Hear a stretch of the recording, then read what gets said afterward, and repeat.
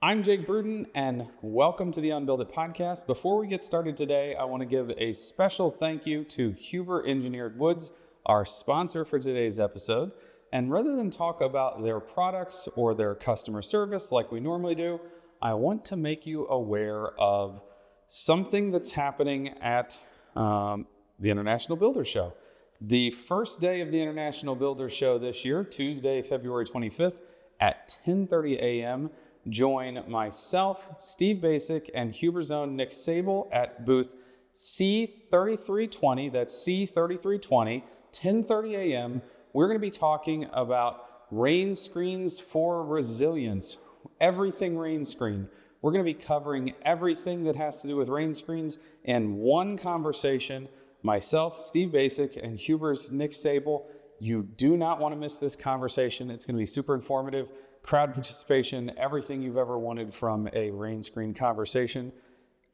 Be there or be square. Huber, thanks for sponsoring, and we hope to see you guys at IBS.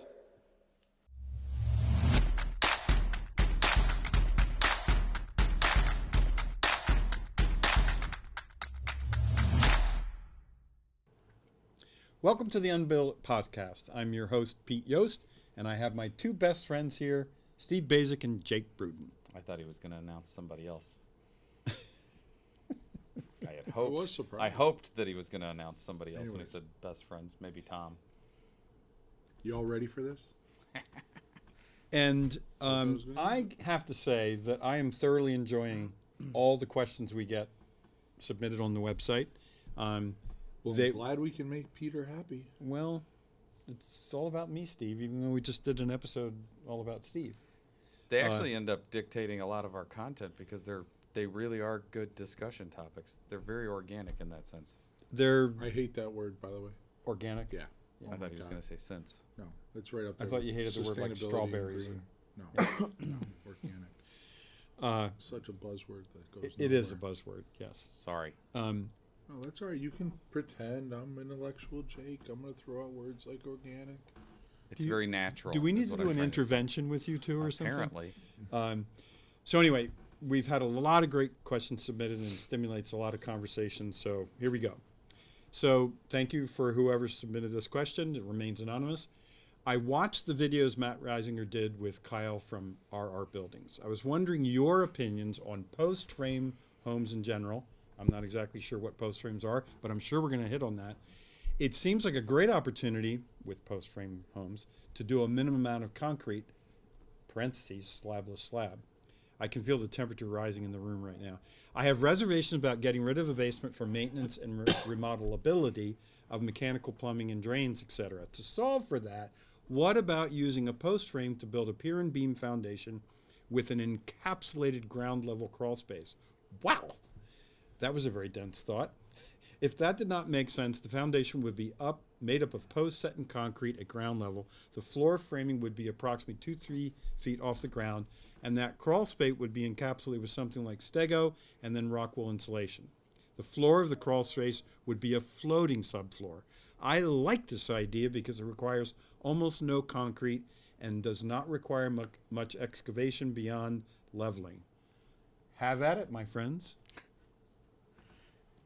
Can we start with? Go ahead. You want to go organic on me, so I have a pet peeve with the term post frame.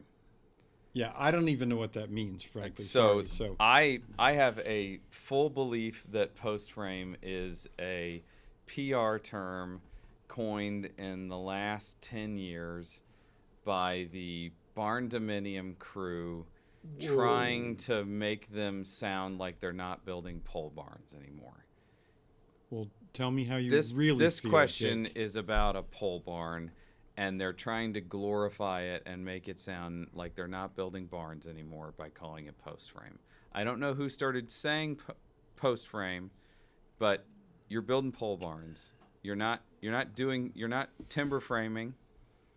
So it's sort of like taking posts for poles and Yes. timber frame for big. They're talking Numbers. about pole barns. Yeah, That's okay. what they're talking. That's what the question's about. Is it? But they're not actually poles, though. That's the thing. That's where they get the it's posts. laminated 2x6s. It's a square Oh, they're not post. even really poles. Not no, anymore. they're like 4x8s or 6x8s. Oh, or most Do of the I time live it's under like a 2x6s rock now. somewhere? whatever. Yeah. Is this common in New England? No. No, No. Okay, so that's part of the problem. this is a Midwest South thing now. Regionality. Regionality again. Interesting.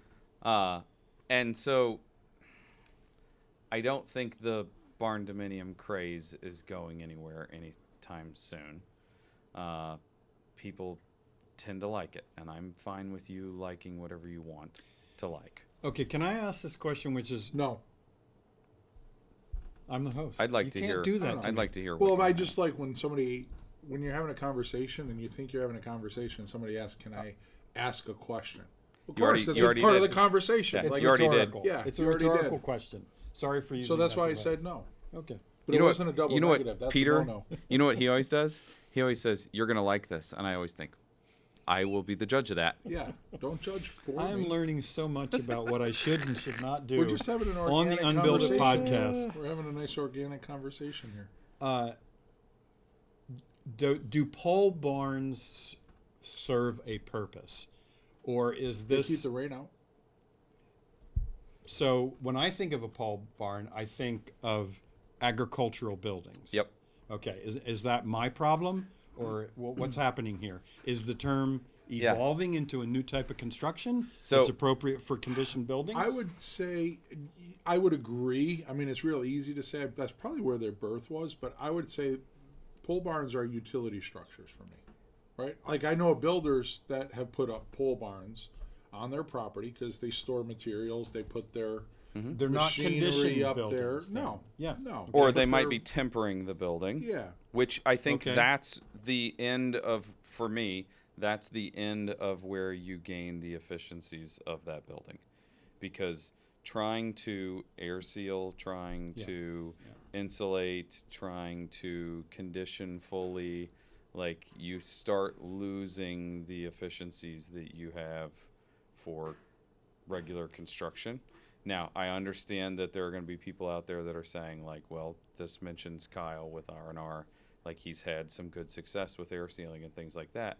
Like they are enormous rectangle boxes. you should have success with You yourself. absolutely should have It doesn't success get because you're easier. getting huge volumes to measure your ACH number against, and you're getting big flat surfaces by which you can put up big sheets of Sega's Myrax or whatever. So we did an episode where we talked about the evolution of cellars into basements.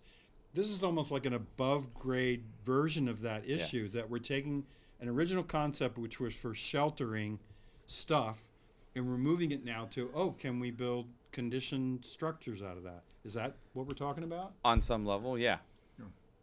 I mean, I don't think it's some big craze. I think there's a few people on social media that highlight it, so it becomes apparently familiar to people, but I don't think it's this giant craze that's happening. So if any one of us gets a client that says, hey, I would like you to help me work on this pole barn building that's going to become my home, and is the answer don't do that, or is it that No.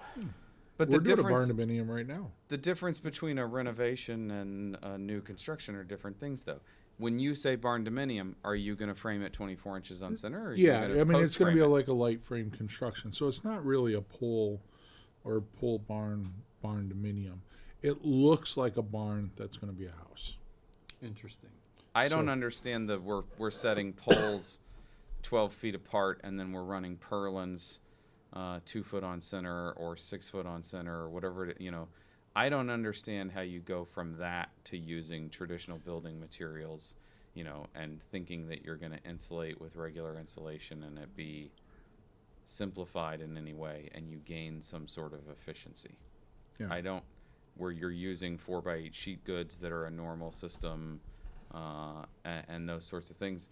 I don't see it, and I don't understand how anybody is making an argument that the results you're getting you're walking away with anything other than it looks like you built a barn and then you hung drywall inside of it. Architecturally speaking, as well. Yeah, I mean, it is. I mean, the massing on them is huge, and it's hard to make them look comforting, right?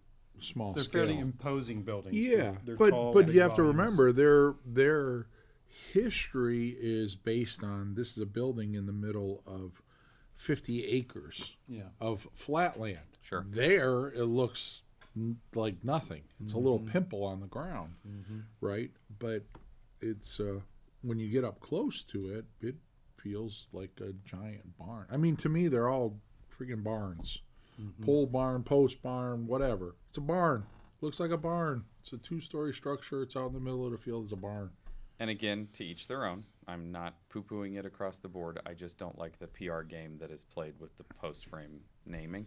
Now, to the question that was asked, the idea of we're going to put a crawl space on the inside of it, you know, I don't necessarily see a problem with that. I think there's probably cheaper ways to do that. I think it's not a bad thought experiment, but the idea of coming in and framing a floor in that rather than pouring a slab or doing a slabless slab and then framing a soffitted area where you could service everything overhead or from above, I think I would rather do a soffit area where you could service everything. Yeah, I would say just invert it like you're Yeah. saying. That's what I would do. I think it makes more sense to But there is service. precedent. I've been in New England barns that had basements, had wood frame floors, heavy Yeah. timber, Yeah, that's Yep. true. 2-3 inch timber, and they would bring the wagons in. They'd feed the cows from above, and the cows would drop it down Yeah. below, and then they'd clean out the below the barn. It's funny you say that because a lot of New England barns were walkout. Yeah, The and one they would end would- manufacture it, right? Yeah, they wouldn't they even would be on a burn it. hill. They would burn the doors Yeah, to get you're to right. the first You're right. floor to bring the hay in. It and was the kind of tra- like the and same idea of a trail- clean out in the trailers. stove, Yeah, but it was for Yeah. cows. yeah, Interesting. no, definitely. But apparently there's appeal to certain people about having a home designed to resemble a barn. For sure. Same And way that's okay. I my mean, house doesn't fit the rest of the neighborhood. Yeah. You know, I get it. I mean, it's like anything, right? There's things that are cool. Like it'd be cool to you pull your truck in and you close the door, and your house apartment is half of the barn, and you can look down on it. The con of that is I walk out and I get a whiff of diesel fuel or whatever when the minute I walk out of my house, because I have tractors and my truck and everything in the house with me. Yeah. Yeah. Right. So it's you know, everybody's got a story. Now, an important part of this question too was, I'm attracted to this because it uses a lot less concrete, and kind of hard to argue with that. Yeah, because your supporting structure is just the poles. Yeah. So you don't have to have a footing. There's Yeah, pure consequences. There's consequences to that too. There's a lot of trying to mitigate rodent infestation Yeah, and a in big those part types of of these buildings. pole barns was that they went up rather quickly, and if you're founding it on posts that move from above grade to lower grade, they will last a certain amount of time. If you treated them like a telephone pole, they'd last quite a long That's time. an original pole barn, right? Yeah. Right? Yeah. Would use telephone poles, and I remember we had a guy up in New England that would do them. They would, I don't know if they would use creosote or they would wrap, Yeah. you know, like the bottom 6 or 7 feet of the poles and put them in the ground like a telephone pole, Yeah. and Yeah. then they would frame. Most of them above aren't the ground. sunk now. Most of them are padded.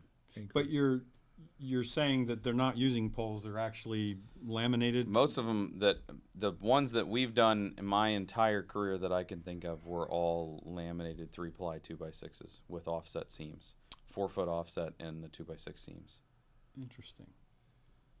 So it's funny. They've moved the concept of a pole barn, and it's like almost everything has changed about it, except the fact that you're have posts every 10 feet. Yeah. And that's the load carrying system.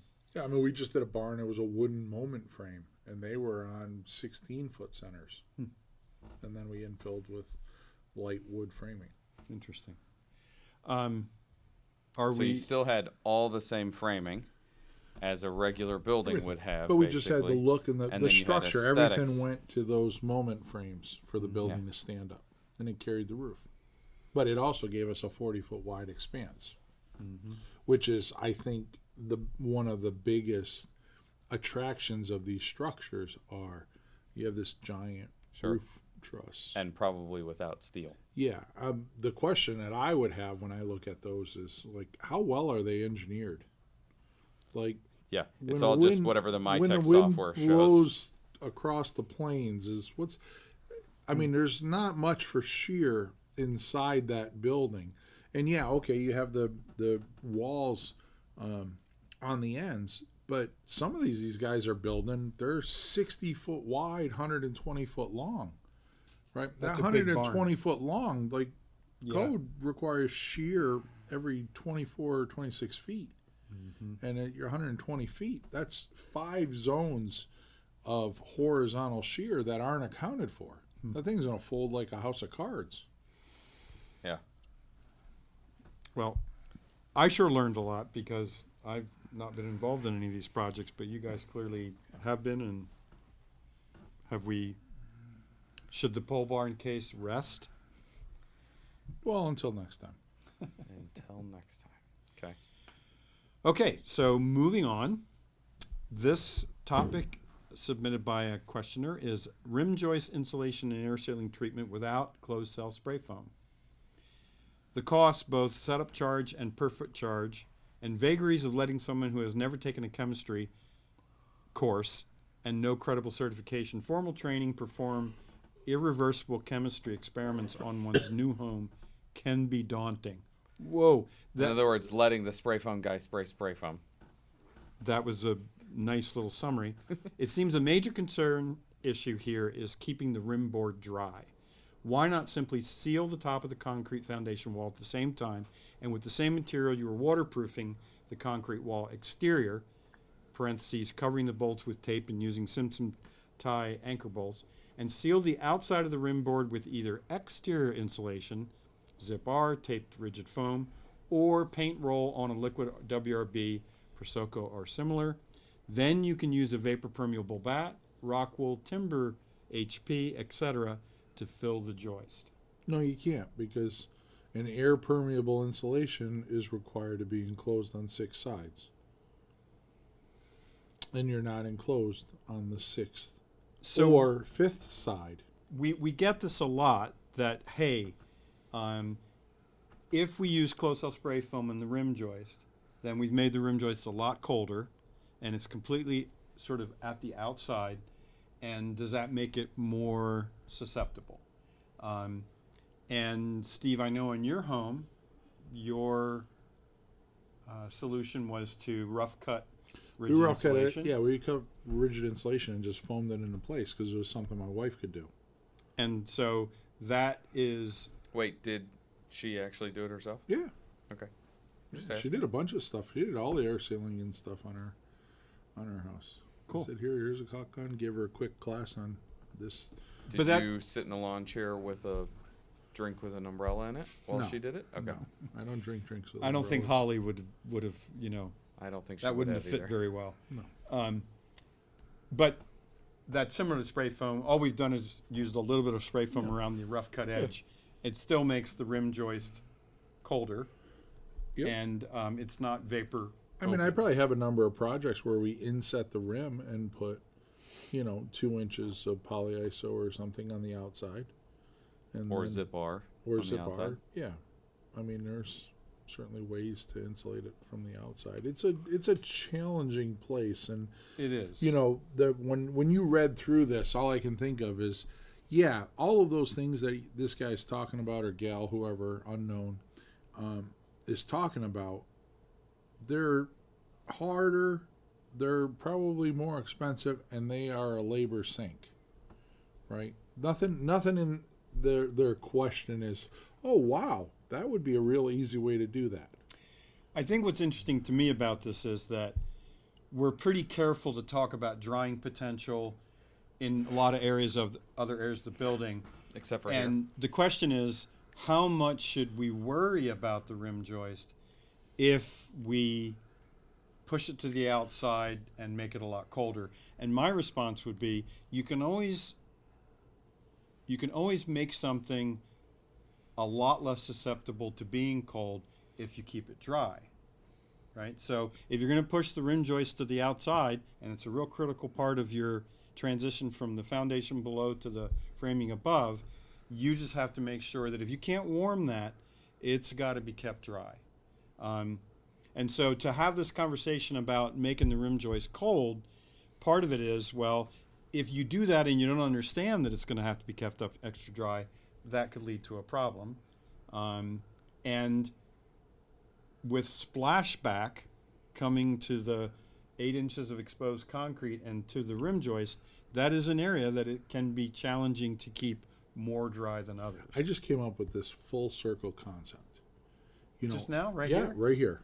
I can feel that warm if glow we coming use off. a lot of spray foam, then we're enhancing global warming, which in turn warms the outer The rim edge joist. of the rim Enhanced joist global by. warming. Oh, you have just connected building practice and global Yeah. climate. What goes on inside Listen, that the head? micro and macro are just bouncing off each other up there. I don't understand how that much can It's happen organic. between two ears. It's organic. It's organic. Oh my lord. Okay, what if we have, how do we handle the idea of we have zip bar on the outside of the rim and then we spray foam to the inside of the rim? Okay, so I'm glad you brought that up because I like the idea of insetting the rim joist using zip bar, but that means that if you want drying potential, it's going to have to be to the inside. So this does open up that, hey, why not use an air-permeable cavity insulation, but you got to enclose it on all 6 sides. And the I only would place... say- Go ahead, sorry. I mean, oh, no, I would say though, the rim joist is probably arguably one of the hardest spots to get wet. I don't remember going in a lot of buildings and seeing like, oh my God, look at that rim joist area, that's soaked. Right? That wasn't a dumb idea on the outside. Mm-hmm. Right? Meaning, if we did a house, we put zip R9, we have a 24-inch overhang with a rain screen and gutters. I don't think that rim joist is ever getting wet. Well, this is an interesting point because I had a researcher, an engineer at the NHP Research Center. You're always so worried about, capillary action from the footing up through the concrete wall and focusing on that capillary break between the top of the Yeah, I'm out to foundation. lunch on that one too, but that's all right. But but if practical experience tells you that just doesn't happen. It just Right. does. I've never gone in one time and I knew what the problem was, and it wasn't because there was no capillary break there. Yeah. So if a lot of empirical experience tells you that that's just not a problem, then maybe we're worrying about. I have a lot of houses where we sprayed 2 inches of close cell. We came up the wall, went into the band joist, and we have zip R6 or R9 on the outside. And we don't know of any problems. Yeah, and we don't know of any problems. And I know we've been in some of them and had already done remodeling or opened up the wall for different reasons, and it's dry as a bone. I did it So- at my house. Yeah, and this comes to the point where if we go through the control layers, continuous control layers, it's water first, then air leakage, Right. and then third is drying potential, and fourth is the amount of insulation. Okay, so we already If know you follow your order. He's trying to be what organic. other Still- order would I follow. I'm still following that order is thermal incorrect. is thermal is above Thermal is- vapor. I'm still Okay, making all that right. Let's argument. bump drying potential to number 4. Yeah. You're kind of making the point, which is if you do a really good job with your water control layer, and if you do a really good job with your air control layer, you have eliminated the 99% of the ways that things get wet. So the question is, how much drying potential do you have to introduce if you're convinced that you've done a perfect job on the first 2 control layers? And I agree with you. When I did the SIPS addition to on the kitchen of our house, there's no drying potential in that assembly to the outside or the inside, but it's a really simple structure. There's no penetrations to that roof, and I did all the work on it. So I do agree with you that if you do a really good job on the first two, and regardless of whether you place drying potential third or fourth, it's not one or two, it's three or four. So I have found sill beams that are rotten, but that's not new construction. And I have seen water move up through the wall, although I've never been convinced that the water moving up that concrete wall by capillary action is coming from the footing. It's coming from a short cycle at the 8 inches of exposed concrete, that's not been protected. And that's pretty easy to protect, actually. So I think what we're saying is the rim joist is an area where it's pretty difficult to avoid poor drying you could potential. go get wood fiber board. Yep. Cut it up, put it in, foam seal it, and be done if it's that big of a concern to you. Yeah. But Right, what there we're are- saying is it's a really hard area to get drying potential, and we don't see a lot of evidence of it getting wet. Yeah. I mean, it's interesting, as a manufacturer, like, has Rockwell ever thought about, hey, instead of selling 2 foot by 4 foot sheets of comfort board, maybe we'll package them vertically and we'll sell 15.5 inch by 2 inch by 9.5 and 11 7/8 inch tall, and then Rim you board. can put Rim board. rim board insulators and just That would be package smart. them differently, right? I'm going to call Rockwell, but I'm going to say that it's Peter Joist's idea. I don't care. Because everybody else steals from you details well, and stuff. it's Why we're can't organic. I do it? He really doesn't You know why like I that think you're word. doing this? I think you have a really bad joke that involves the word organic. No, I don't. And that's why you've been don't. seeding No. this. No? No. Shoot. No. Actually, my goal, I'm trying to find a way where I can get paid to sleep. It's my dream job. I try not to laugh because it just keeps you going, but I do like your play on words. And whether it's your delivery or not. It's his dream job. It's my That's dream his job. dream job. Yeah. Okay. Thanks, you guys, for 2 excellent Q&A. And Thanks to Keep- the listeners for sending them yeah, in. keep these questions coming. They really keep us on our toes. They let us know what's going on around the country with everywhere from, we get these questions from homeowners. We get them from professional journalists that This are on guy's, national did TV. he say he was a builder? I think he's a builder. Yeah. I've seen his name. Like, he's asked me other stuff on YouTube Yeah. and, He's very- and stuff. I bet you this is like Doug is a half super a active. dozen. That was Doug. Yeah, Yeah. He submitted a lot of questions, and they're always good ones. But we really appreciate them because it keeps in touch with what's going on, and they make for great content. So, and with that, if you have your questions, please submit it to unbuilditquestions. Questions at unbuilditpodcast.com. Peter's only heard that 50 times by now. I can't believe I blew that. I can. I know Yeah, you can. I can. It's never hard for you. You're to imagine. failing my organic nature of this podcast. Yeah. And with that, thanks a lot for listening. See you next time. Have a Howdy. good day.